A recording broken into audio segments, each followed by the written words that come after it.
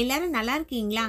இப்போ நம்ம ஈவினிங் டைமில் சாப்பிட்றதுக்கு நல்ல மொறு மொறுன்னு ஒரு ரெசிபி தான் செய்ய போகிறேங்க. இந்த ரெசிபியை நீங்கள் கடைகளில் சாப்பிட்ருப்பீங்க. வீட்டில் செய்யும்போது ஏதோ ஒன்று மிஸ் ஆகுதே அப்படின்னு நிறைய டைம் நிறைய பேர் யோசிச்சிருப்பீங்க. அப்படி இல்லாமல் கடைகளில் சாப்பிட்டா அதே டேஸ்ட்டு, ஏன் அதை விட எக்ஸலண்ட்டான டேஸ்ட்டில் நம்ம வீட்டில் எப்படி செய்யுதுன்னு பார்க்கலாம் வாங்க. இந்த ரெசிபி செய்யறதுக்கு முதல்ல ஒரு குட்டி மிக்ஸி ஜாரில் 1 டேபிள் ஸ்பூன் அளவுள்ள சோம்பு சேர்த்துக்கலாம். இதனுடைய 5 பூண்டு பற்கள் சேர்த்துக்கலாம். காரத்துக்கு தேவையான அளவு வரமிளகா சேர்க்கணும். நான் நீல மிளகா 2 இது போல் கிள்ளி எடுத்து சேர்த்துருக்கேன். இதை தண்ணி விடாமல் கொரகொரப்பாக இது போல் அரைச்சி எடுத்துக்கோங்க. இது போல் திரி திரியாக இருக்கணும். தண்ணி விட்டு மையாக அரைச்சிடக்கூடாது. இப்படி அரைச்சாதான் சாப்பிடும் பொழுது நமக்கு நல்ல சுவையாகவும் இருக்கும், இதனோட மனமும் நல்லா தெரியும். இது பட்டாணி பருப்பு. கடைகளில் பட்டாணி பருப்புன்னு கேட்டிங்கன்னா கிடைக்கும். நம்ம இப்போ செய்ய போகிறது மசால் வடை தான். டீ கடைகள்லேயும் ஹோட்டல்லையும் சாப்பிட்ருக்கக்கூடிய அந்த மசால் வடை தான் நம்ம செய்ய போகிறோம். பொதுவாக கடலைப்பருப்பில் செய்வோம், ஆனால் கடைகளில் பட்டாணி பருப்பில் தான் செய்வாங்க. 1/4 கிலோ அளவுள்ள பட்டாணி பருப்பு 2 மணி நேரம் ஊற வச்சு தண்ணியெல்லாம் இல்லாமல் வடிகட்டி ஒரு மிக்ஸி ஜாரில் சேர்த்துட்டு தேவையான அளவு உப்பு இதில் 1/2 டேபிள் ஸ்பூனுக்கு கொஞ்சம் குறைவாக சேர்த்துட்டு இது போல் கொரகொரப்பாக அரைச்சி எடுத்து வச்சுருக்கேன். 2 டேபிள் ஸ்பூன் அளவுள்ள பருப்பு அரைக்காமல் அப்படியே தனியாக எடுத்து வச்சுருந்தேன். அந்த பருப்பை இதனோட சேர்த்துக்கலாம். இப்போ கருவேப்பிலை இலைகள் நல்லா 2 இனுக்கு உருவி இது போல் பொடியாக கட் பண்ணி எடுத்து சேர்த்துக்கோங்க. கொத்தமல்லி இலைகள் நம்மளோட விருப்பப்படி சேர்த்துக்கோங்க. நான் இன்றைக்கி 1 கைப்பிடி அளவுள்ள கொத்தமல்லி இலைகள் பொடியாக கட் பண்ணி எடுத்து சேர்த்துருக்கேன். நீளமான பச்சை மிளகாய் மெல்லிஸாக இருந்துச்சு, அதை மெல்லிஸாக கட் பண்ணி எடுத்து சேர்த்தாச்சு. 1 சென்டிமீட்டர் நீளமுள்ள இஞ்சி துருவி எடுத்து சேர்த்தாச்சு. ஒரு மீடியம் சைஸில் இருக்க வெங்காயம் இது போல் பொடியாக கட் பண்ணி எடுத்து சேர்த்துக்கோங்க. நம்ம ஏற்கனவே இதை அரைச்சி வச்சுருக்கோம் இல்லைங்களா, அந்த மசாலாலாம் சேர்த்து அதையும் இதில் எடுத்து சேர்த்துட்டு நல்லா கை வச்சு பிசைஞ்சிக்கோங்க.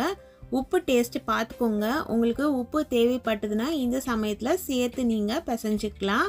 அதே போல் பருப்பு ரொம்ப கொரகொரப்பாக அரைச்சிட்டாலும் இல்லை அதிகமான அளவில் கொத்தமல்லி அதுக்கப்புறம் நம்ம சேர்த்த வெங்காயம் இதெல்லாம் இருந்ததுனாலோ வடை நல்லா நமக்கு தட்டுறதுக்கு வராது. அதனால் பார்த்து கரெக்டாக சேர்த்துக்கோங்க. இது ஒரு கரெக்டான பக்குவத்தில் இருக்குது. இந்த பக்குவம் வரைக்கும் நம்ம பிசைஞ்சு எடுத்துக்கலாம். மாவை நல்லா பிசைஞ்ச பிறகு நமக்கு வடை எந்த சைஸ் வேணுமோ அதுக்கேற்ற மாதிரி உருண்டைகளை உருட்டிக்கோங்க. இது போல் உருண்டைகளை நல்லா அழுத்தி உருட்டிக்கோங்க. ஒரே அளவில் வேணும்னா வீட்டில் நம்ம சட்னிக்கு சாம்பாருக்கு குழிக்கரண்டி வச்சுருப்போம் இல்லைங்களா, அதில் மாவை அளந்து எடுத்துக்கலாம்.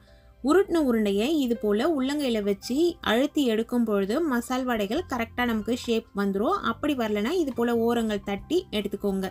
மசால் வடையை பொறுத்த வரைக்கும் ஓரங்கள் மெலிசாவும் நடுவில் கொஞ்சம் தடிமனாகவும் இருக்கும். இப்போ பார்த்தீங்கன்னா தெரியும், இது நம்ம கரெக்டாக தட்டுற மெத்தடு. இது போல் எல்லா வடையும் நீங்கள் ஃபர்ஸ்ட்லேயே கூட தட்டி ரெடி பண்ணி எடுத்து வச்சுக்கலாம். இப்போ ஒரு கடாயில் வடைகளை பொரிக்கிறதுக்கு தேவையான அளவு கடலெண்ணெய் விட்டு அது நல்லா காஞ்ச பிறகு இது போல் ஒவ்வொரு வடைகளாக எடுத்து மெதுவாக சேர்த்துருங்க. வடைகள் சேர்த்த பிறகு உடனே நம்ம கலக்கக்கூடாது. நீங்கள் கையிலேயே டைரெக்டாக எடுத்து போடலாம். நான் ஒரு ரீசனுக்காக என்னோட கை கூட தெரியாமல் இருக்கணும் அப்படிங்கிறதுனால இது போல் எடுத்து போடுறேன். நீங்கள் கைகள்லேயே எடுத்து ஒவ்வொரு வடையாக விட்டுக்கலாம். மிதமான தீயில வச்சுக்கோங்க. எண்ணெய் காஞ்ச பிறகு எல்லாமே ஒரு லைட் கோல்டன் கலரில் நமக்கு கலர் மாறி வரும். அந்த சமயத்தில் நம்ம திருப்பி போடணும். வடைகள் போட்ட உடனேயே நீங்கள் திருப்பினீங்கன்னா அப்படியே உடைய ஆரம்பிச்சிடும். இப்போ பாருங்கள், எல்லாமே அடிப்பக்கம் ஓரளவு கிறிஸ்பாக வந்துருச்சு. இந்த சமயத்தில் திருப்பி போட்டுக்கலாம். நம்ம பொதுவாக கடலைப்பருப்பில் வீட்டில் மசால் வடை செய்வோம். அந்த வடையும் நல்ல ருசியாக தான் இருக்கும். இருந்தாலும் கடைகளில் சாப்பிடும் பொழுது ரொம்ப ருசியாக இருக்கேன்னு நீங்கள் ஃபீல் பண்ணியிருப்பீங்க. அதுக்கு காரணம் பொதுவாக ஹோட்டல்லையும் டீ கடைகள்லையும் இது போல் பட்டாணி பருப்பு பயன்படுத்தி தான் வடை செய்வாங்க. சில சமயம் பட்டாணி பருப்பு மட்டும் சேர்ப்பாங்க, சில சமயம் பட்டாணி பருப்பு பாதி கடலை பருப்பு பாதி சேர்த்து செய்வாங்க. நீங்கள் அப்படியும் ட்ரை பண்ணலாம். இதே மெத்தடில் இது போல் பக்குவமாக வடைகள் செய்யும் பொழுது நல்லா கிறிஸ்பியாக கமகமன வாசனையில் நல்ல சுவையாக இருக்குங்க. கடலைப்பருப்பில் செய்யும்பொழுது அது ஒரு ஃப்ளேவர், பட்டாணி பருப்பில் செய்யும்பொழுது அதுக்கே உண்டான அந்த கிறிஸ்பினஸும் அந்த ஃப்ளேவரும் ரொம்ப நல்லாயிருக்கும். அதே போல் நம்ம பருப்பு கொஞ்சம் அரைக்காமல் இதில் சேர்த்து பிசைஞ்சு செய்யும் பொழுது நடுவில் நல்லா பொரிஞ்சு மொறுமொறுப்பாக அந்த பருப்பும் சாப்பிடும்பொழுது நல்ல ஒரு சுவையை தரும். இது போல் நல்லா திருப்பி திருப்பி விட்டு நல்ல ஒரு பொன்னிறமாக வந்த பிறகு வடை எந்த கலரில் இருக்கும்னு நமக்கு தெரியும் இல்லைங்களா, கொஞ்சம் லைட் டார்க் ப்ரௌன் கலரில் வரணும். அதுபோல் வர வரைக்கும் நீங்கள் திருப்பி திருப்பி விட்டு வடைகளை எடுத்து வச்சுக்கலாம். நீங்கள் விருப்பப்பட்டால் இதில் புதினா இலைகள் கொஞ்சம் கூட சேர்த்துக்கலாங்க, அவ்வளவு சுவையாக இருக்கும். இந்த வடையை இதே மெத்தடில் உங்கள் வீட்டில் ஒரு முறை செஞ்சு சாப்பிட்டு பாருங்கள். உண்மையிலேயே டேஸ்ட்டு வேறு லெவலில் இருக்குங்க.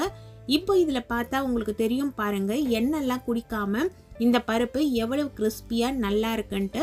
இந்த பருப்பு குறைஞ்சபட்சம் 2 மணி நேரத்துலேருந்து 2.5 மணி நேரம் வரைக்கும் ஊறணும். அதுக்கு அதிகமாக ஊறிச்சினாலும் வடைகளில் எண்ணெய் குடிக்க ஆரம்பிச்சிரும். அதனால் கரெக்டான பதத்தில் ஊற வச்சு அரைச்சி வடைகள் செய்யுங்க. உண்மையிலேயே சுவையான வடை 10 நிமிஷத்தில் ரெடி ஆகிடுங்க. நீங்கள் வடை மாவு அரைக்கும் பொழுது அதில் கொஞ்சம் தண்ணி அதிகமாகிடுச்சு, இலகலாக இருக்குது அப்படின்னு நினச்சிங்கன்னா அந்த சமயத்தில் அதில் 1 டேபிள் ஸ்பூனோ 1.5 டேபிள் ஸ்பூன் அளவுக்கோ கடலை மாவு சேர்த்துக்கோங்க. அப்போ மாவோட கன்சிஸ்டன்சி கரெக்டாக வந்துடும். இது போல் நல்ல நல்ல ரெசிபிஸ் தெரிஞ்சுக்கணுன்னா நம்ம சேனலை தொடர்ந்து பாருங்கள். சுவையாக சமைச்சு சாப்பிட்டுட்டு மகிழ்ச்சியாக வாழுங்க. சுவையாகவும் இருக்கணும், ஆரோக்கியமாகவும் இருக்கணும்னா நம்ம சேனலை பார்த்து சமைங்க. Thank you friends.